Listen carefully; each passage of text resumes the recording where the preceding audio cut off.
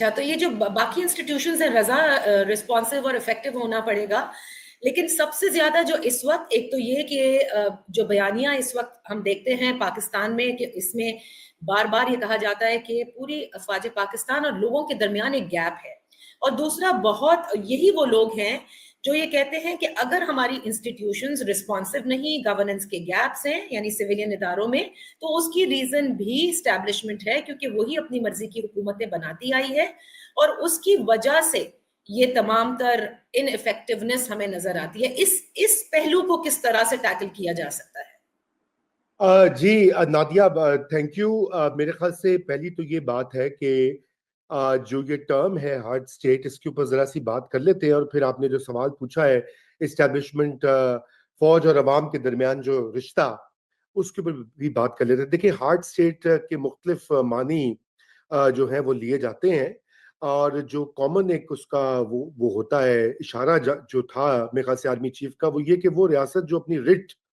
یا اپنا جو لاز ہیں یا اپنا ڈنڈا جو ہے اس کو قائم کر سکے، ٹھیک ہے نا؟ کیونکہ اس وقت مسئلہ یہ ہے کہ پاکستان کے بہت سارے علاقہ جات ہیں، مثلا خیبر پختونخوا میں آپ حسن صاحب سے بھی اور بھی پوچھیے گا، اور ہماری بات بھی ہوتی رہتی ہے، وہاں پر جس طرح سے عملداری ہوئی ہے طالبان یا اس سے منسلک گروہوں کی، اغوا برائے تاوان کی وارداتیں ہیں، بلوچستان کے یہ ایریاز جہاں پہ ایک ٹرین کو روک کے یرغمال بنا لیا جاتا ہے، اور پھر اگر آپ پچھلے 2 سال کے ریکارڈ دیکھ لیں تو ہر روز کم از کم 1 سے 2 اٹیکس ہوتے ہیں، ہر روز بلا ناغہ، اور اس میں ہزاروں کے قریب جو ہے سیویلینز اور فوجی یا سیکیورٹی اہلکار وہ شہید بھی ہوئے ہیں۔ اب اس صورتحال میں کیا ریاست جو ہے وہ جو ان کی تعبیر ہے ہارڈ اسٹیٹ سے، اس کا مطلب یہ ہے کہ وہ اپنی مکمل طور پر عملداری، اجارہ داری، اور کیونکہ دیکھیں اسٹیٹ کا جو تعلق ہوتا ہے نا، اسٹیٹ کی ڈیفینیشن ہی ہوتی ہے مونوپولی اوور وائلنس، یعنی کہ ایک ہی ایکٹر ہے جس کو کہ وائلنس کرنے کا اختیار ہے، یعنی کہ کسی کو جیل میں ڈالنا ہے، کسی کو پھانسی دینی ہے، کسی کو پکڑنا ہے، کسی اور گروہ کو، نان اسٹیٹ ایکٹر کو یہ اجازت نہیں ہوگی، اگر وہ ہوگی تو پھر وہ اسٹیٹ ویک ہوگی۔ ان کا اشارہ یہاں تھا، لیکن جس میں خطرناک بات ہے کہ ہارڈ اسٹیٹ کا ٹرم روس اور چین کے لیے بھی استعمال ہوتا ہے، جو کہ ڈنڈا بردار ریاستیں ہیں۔ اب کیا پاکستان کی اسٹیبلشمنٹ جو ہے وہ پاکستان کو مزید ایک ڈنڈا بردار ریاست کے بنانے کی طرف جا رہی ہے؟ آلریڈی لوگ کمپلین کر رہے ہیں کہ یہاں پر جو ہے ڈنڈا چل رہا ہے اور اتھارٹیرین ٹینڈنسیز واپس آ گئی ہوئی ہیں۔ تو میرا تو یہ خیال ہے کہ پاکستان کا آئین جو ہے اس کی تشریح ریاست کے حوالے سے مختلف ہے۔ یہ درست ہے کہ وائلنس کی مونوپلی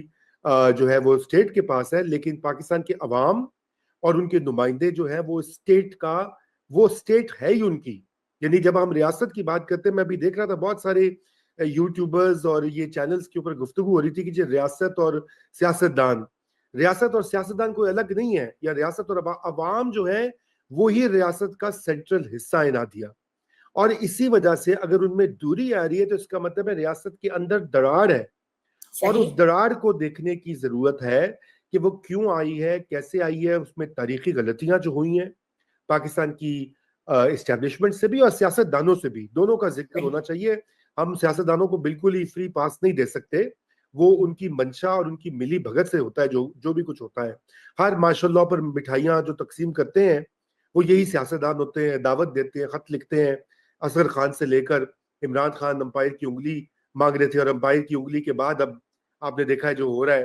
اس کا کیا ہی ذکر کریں۔ تو میرے خیال سے وہ ایک سینٹرل معاملہ ہے، اور اگر پاکستان میں یہ دہشت گردی کا معاملہ اس کے اوپر قابو پانا ہے تو اس نقطے کو بالکل ایڈریس کرنا ہوگا۔ لیکن دوسرا جو اس کا اہم پہلو ہے، اور وہ میرے خیال سے حسن صاحب سے بھی پوچھتے ہیں، وہ یہ کہ اب جس طرح کا یہ پیچیدہ معاملہ بن گیا ہے، یہ کوئی صرف ڈومیسٹک ایشو نہیں رہا۔ ڈومیسٹک اس کے محرکات ہیں، بلوچستان میں، کے پی میں غصہ ہے،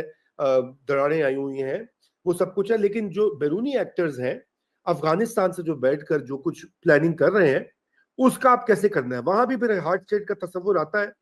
وہ یہ آتا ہے کہ ایسی اسٹیٹ جو اپنے بارڈرز کو کا دفاع بھی کرے اور یہ کہ مقابلہ بھی کرے جب اس کے اوپر حملہ ہوتا ہے۔ اب یہ بی ایل اے کے کیمپس ہوں یا ٹی ٹی پی کے کیمپس ہوں یا افغان طالبان کے جو موجودہ لیڈر ہیں ان کا جو رویہ ہو پاکستان کی طرف، وہ اس کو بھی دیکھنے کی ضرورت ہے۔ اس کا یہ مطلب ہے کہ پھر آپ کو حالت جنگ میں جانا پڑتا ہے۔ حالت جنگ میں جانے کے لیے آپ کو پوری قوم کو وہ دراڑیں جو ہیں ان کے اوپر پیوند لگانے پڑتے ہیں، ان کو پر کرنا پڑتا ہے۔ لیکن کل جو ہوا اس سے ہوا کہ وہ دراڑ موجود ہے کیونکہ پاکستان تحریک انصاف گئی نہیں وہاں پر، جو بھی ان کے صحیح غلط